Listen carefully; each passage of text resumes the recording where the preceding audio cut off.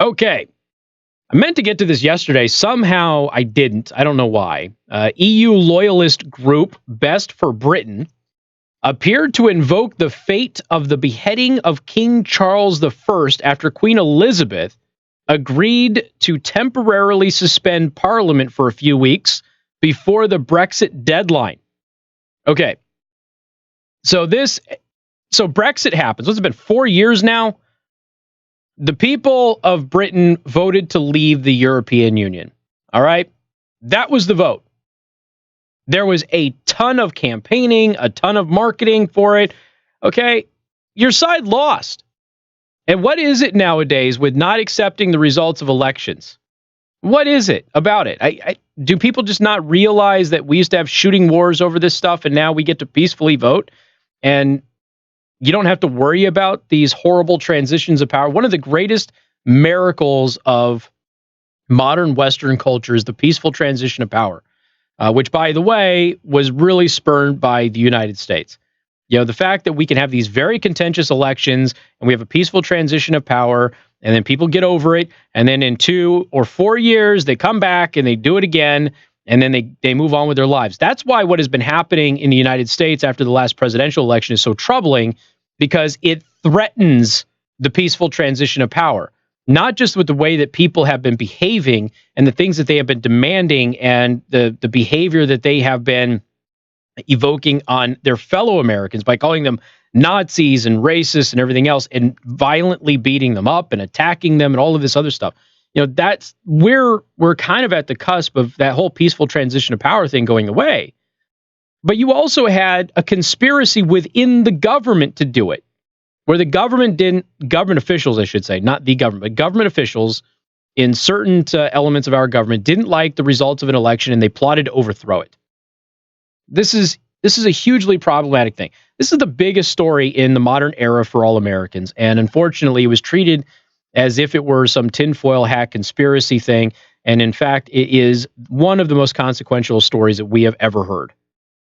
So you've got this vote in England, and they voted to leave the European Union. It never made sense for them to join the European Union to begin with. I remember when this whole thing was getting going, and I'm like, it sounds to me like a bunch of poor countries who can't get their economies together wanted Germany and the UK to come into the European Union and prop them up. And that's exactly what happened, by the way. Germany also going to be having an election here in September. So eventually, the British were like, okay, we're done paying for all of these other countries. And I'm sure that Greece was a big catalyst for all of that. Then, of course, you had the migrants kind of coming in, and the European Union was just letting everybody go wherever they wanted to. And people I know who are British will say that entire cities have been completely transformed. They're no longer British. They're little this culture, little that culture, or something of that nature. And it's whole places have kind of disappeared. That's problematic. You know, you remember when Biden said that he wanted to take all of the Syrian migrants and put them in Detroit? Remember that? And a lot of people were going, probably not a good idea. He's like, but there's plenty of room. Well, yeah, there is, because everybody left Detroit, but just plopping a bunch of people in a place without jobs isn't going to magically make things better. And then what are you going to have? You're going to have a poor community with even more people become even more poor. That just doesn't sound like a good idea. This notion that you can do this, it doesn't work. Anyway, so the Queen agreed to temporarily suspend Parliament until this deadline, following news that the Queen rubber-stamped Prime Minister Boris Johnson's request to suspend the parliamentary session, the longest running for almost 400 years, so that his government can bring forward a new legislative program. On October 14th, the George Soros-funded group tweeted that it would make no sense for the Queen to back this deeply undemocratic, unconstitutional, and fundamentally political maneuver from the government.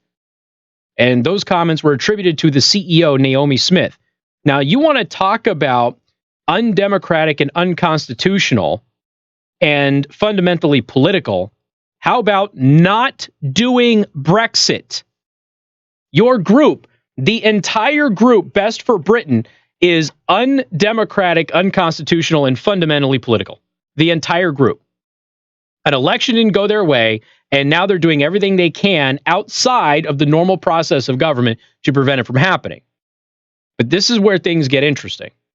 If the Queen is asked to help, she would do well to remember history doesn't look too kindly on royals who aid and abet the suspension of democracy.